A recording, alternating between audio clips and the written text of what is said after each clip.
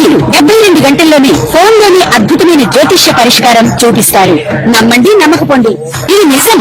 శ్మశాన కాళి రుద్ర చౌడీదేవి ఆరాధకులు #1 వశీకరణ స్పెషలిస్ట్. గురూజీ మనిషి పుట్టుక నుండి చనిపోయే వరకు వచ్చే అన్ని క్లిష్టమైన సమస్యలకు పరిష్కారం ఇక్కడ లభిస్తుంది. విద్య, ఉద్యోగం, వ్యవహారం, స్త్రీ ప్రేమ, పెళ్లి, సంతానం, స్త్రీ పురుష వశీకరణం, భూవశం, భార్యాభర్తల కలహాలు, కోర్టు సమస్యలు, విడాకుల సమస్యలు, చేతబడి, అప్పుల బాధ, ఇంకా మీకు ఎలాంటి సమస్యలు ఉన్నా 72 గంటల్లోనే శాశ్వత పరిష్కారం చేయబడును. ఓం మహాగణాధిపతయే నమః. ఓం దుర్గిలో నమః. ఓం శ్రీ మనం ఈరోజు జూలై మాసంలో గ్రహస్థితి ఎలా ఉంది మరియు జూలై మాసంలో ప్రతి లగ్నము వారికి మేషం నుంచి మీనం వరకు లగ్నం వారికి లేదా రాశి తెలిస్తే రాశిని చూసుకోవచ్చు. రాశి అంటే లగ్నం ఎక్కువగా పనిచేస్తుంది అని వెళ్ళాల్సిన ఇట్లాంటి రాశి నుంచి చూసుకోవాలి.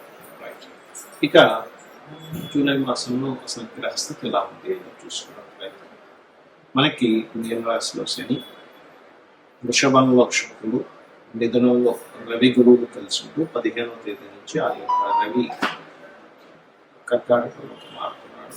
అదేవిధంగా బుధుడు కూడా మనకి కర్కాటకంలో ఉన్నాడు. కాకపోతే ఇక్కడ ఈ శుక్రుడు మాత్రం వృషభ రాశి 26వ తేదీ వరకు ఉంటాడు, దానిలో మారిపోతాడు.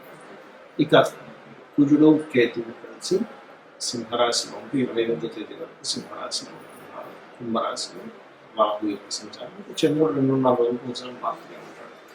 ఈ యొక్క గ్రహస్థితిని అనుసరించి ద్వాదశ రాసుల వారికి లేదా లగ్నం కలిసి వారికి ఏ విధంగా ఉండబోతుంది అనే విషయాలు చూస్తున్నాం. అయితే ఈ విషయాలు చెప్తుంది నేనైనప్పటికీ కూడా చెప్పిస్తుంది సాక్షాత్ అమ్మవారికి అనుభవిస్తూ కర్కాటక లగ్నము, కర్కాటక రాశి. కర్కాటకం వారికి కనుక చూస్తున్నట్లయితే రాశిలో బుధుని యొక్క సంచారం జరుగుతుంది.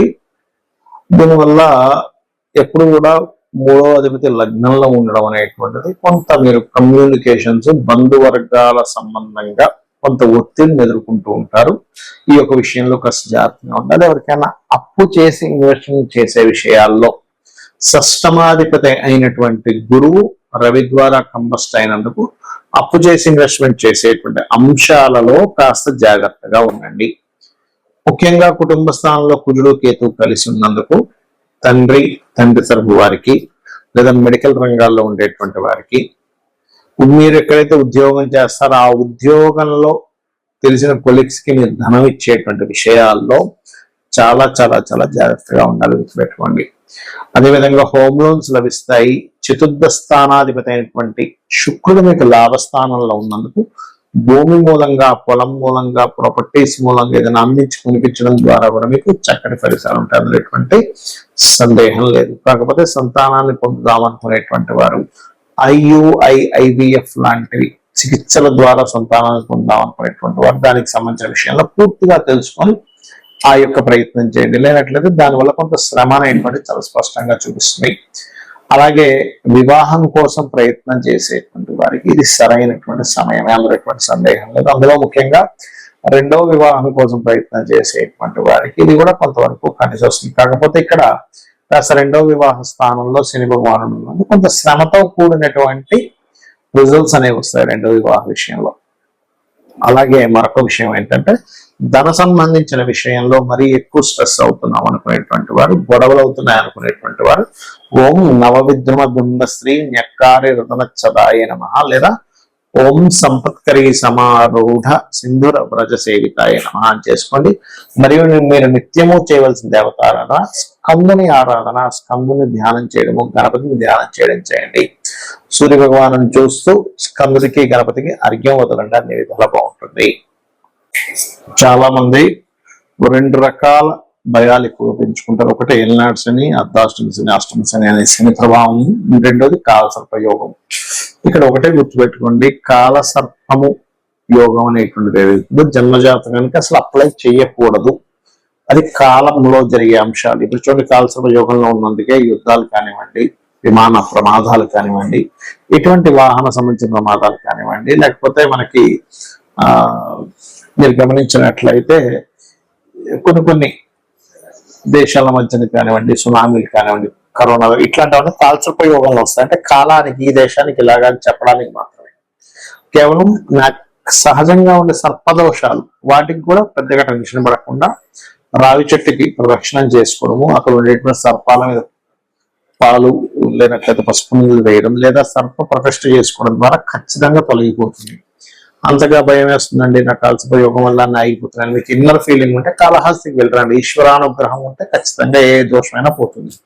ఇక ఎల్నాడ్స్ అనే విషయంలో కూడా చాలా మందికి ఏంటంటే ఎల్నాడ్స్ అని ఉంటే ఏమీ పనికిరాదు అనుకుంటారు. నేను చాలా వీడియోలో చెప్పాను, అయ్యా ఎల్నాడ్స్ అనే సమయంలో సీఎంలు పిఎంలు అయిన వారు ఉన్నారు. నరేంద్ర మోడీ గారు కూడా ఎల్నాడ్స్ లోనే పిఎం అయ్యారు, అర్ధాశ్రమ్స్ లోనే కంటిన్యూ అయ్యారు. మోడీ గారి దగ్గర నుంచి మనకి చంద్రబాబు నాయుడు గారు, స్వర్గీయ ఎన్టీ రామారావు గారు, జగన్ గారు అందరూ కూడా ఎల్నాడ్స్ లోనే సీఎంలు పిఎంలు అయిన వాళ్ళు అని చెప్పి. కాబట్టి ఈ ఎల్నాడ్స్ అనే గురించి పెద్దగా మీరు భయపడకండి, కేవలం స్లో అవుతుంది. మనం దాన్ని కొంచెం ఎక్కువ పెట్టుకునేసరికి దీనివల్ల అవ్వట్లేదేమో అన్నదే మైండ్ లో పెట్టుకొని తిరుగుతూ ఉంటాం. దీనికి ఏమీ లేదు, చక్కగా గోవుకి బెల్లం తినిపించడము, అదేవిధంగా కాస్త శ్రమించడం, ఎక్కువ నిద్రపోకుండా పోస్ట్ పోన్ చేయకుండా కింద వారిని కింద స్థాయి వాళ్ళని గౌరవించడం చేస్తుంటే ఎల్నాడ్స్ అనే ప్రభావం తగ్గుతుంది. ఎందుకంటే కార్మికులకి కర్షకులకి కారణం. ప్రధానంగా మనం చూసుకోవాల్సింది ఏంటంటే మన జన్మజాతకంలో లగ్నము నుంచి 12 భావాలు ఎలా ఉన్నాయో చెక్ చేసుకోవాలి. ఎదగలేకపోతున్నాము, శరీర సౌఖ్యం లేదు, శారీరకంగా కష్టమే ఉంది కానీ సుఖం లేదంటే మీ లగ్నం ఎక్కడో పాడైందంటే మీ లగ్నాధిపతి ఎలా ఉన్నాడో చెక్ చేసుకోవాలి. ధనం రావట్లేదంటే ఎంత ప్రయత్నించినా ధనం విషయంలో చాలా ఇబ్బందిగా ఉంది అనుకునేప్పుడు మీ ధనాధిపతి ఎలా ఉన్నాడో చూడాలి. మీ ధనస్థానాధిపతి గనక పాపకర్తెరలో ఉంటే అది ఏ పాపకర్తెరలో ఉందో దానికి సంబంధించిన రెమెడీ చేసుకుంటే దానం ఇవ్వడమో గ్రహాన్ని దీపారాధన చేయడం ద్వారానూ పెరుగుతుంది. లేదా ఇంట్లో ఒక్కోసారి ఉత్తర భాగంలో దోషం ఉన్నా సరే ధనహీనత వస్తుంది. అంటే ఉత్తరంలో కంప్లీట్ గా వైట్ కలర్, నేను చాలా ఇల్లు వాస్తు చూసినప్పుడు వాళ్ళకి ఉత్తరంలో రెడ్ ఎల్లో కలర్స్ ఉండడం లేదా ఉత్తరంలో బాత్రూమ్స్ ఉండడం వల్ల కూడా వాళ్ళకి దోషాలు ఏర్పడ్డాయి. అది మార్చినప్పుడు వాళ్ళకి అక్కడి నుంచి మళ్ళీ ధనం రావడం జరిగింది వాళ్ళ ఇళ్లలో. అలాగే మరొక విషయం ఏంటంటే ఇక్కడ మీకు సిబ్లింగ్స్ తో పడదు కొంతమంది, ఎందుకు 3వ స్థానం పాడైంది. సో ఎవరితో ఏ బంధువర్గం ఉందో వాళ్ళతో పడదు, దానికి సంబంధించిన విషయంలో కొంచెం జాగ్రత్తగా ఉండడం, వాళ్ళతో రాసి పోవడం చూసుకుంటున్నారు. అదేవిధంగా కొంతమంది పలానా చదువుతున్నామండి కానీ నాకు ఎందుకు ఆ చదువు కలిసి రాలేదంటారు. అంటే ఏమిటి, మీ ధనాధిపతి వేటి మూలంగా ఉంది దానికి సంబంధించి చదవడం మంచిది. అంటే మీకు రవితో ఉన్నాడు, అప్పుడు ఏంటి మీరు మెడికల్ రంగాలు, చంద్రుడితో ఉన్నాడు ఫుడ్ రిలేటెడ్ లేదా ట్రాన్స్పోర్టింగ్ రిలేటెడ్, గురువుతో ఉన్నాడు టీచింగ్, బుధుడితో ఉన్నాడు బిజినెస్ మార్కెటింగ్, ఇట్లా ఒక్కొక్కటి. శుక్రుడితో ఉన్నాడు అందానికి సంబంధించిన, రాహుకేతులతో ఉన్నాడు ఫార్మా లేకపోతే ఫ్యాషన్, మన ఈ యొక్క సాఫ్ట్వేర్ రిలేటెడ్ సంబంధించినటువంటి, ఇట్లా ఒక్కొక్క గ్రహం దేనితో కలిసి ఉన్నాడు, శాటన్ తో ఉన్నాడు, ఆయిల్స్ లేకపోతే పురాతన సంబంధించి ఇట్లాంటివన్నీ కూడా. అలా ఏంటంటే అసలు మనకి ఎప్పుడు సరైనటువంటి యోగం ఉంది, ఇన్వెస్ట్మెంట్ చేయడానికి సరైన సమయం ఏమిటి అనేది ఆస్ట్రాలజీలో తెలుస్తుంది. చాలా మంది ఇన్వెస్ట్మెంట్ రాంగ్ టైంలో ఇన్వెస్ట్మెంట్ చేసి ఇబ్బంది పడ్డ వాళ్ళు చాలా మంది చూసారు. రైట్ టైం ఇన్వెస్ట్మెంట్ చేయించిన తర్వాత వాళ్ళు అద్భుతంగా వెళ్ళిన స్టేజెస్ నేను చాలా చూసాను. కాబట్టి ఏంటి, ఇన్వెస్ట్మెంట్ ఎప్పుడు చూడాలి, ఇన్వెస్ట్మెంట్ ఎప్పుడు చేయాలి.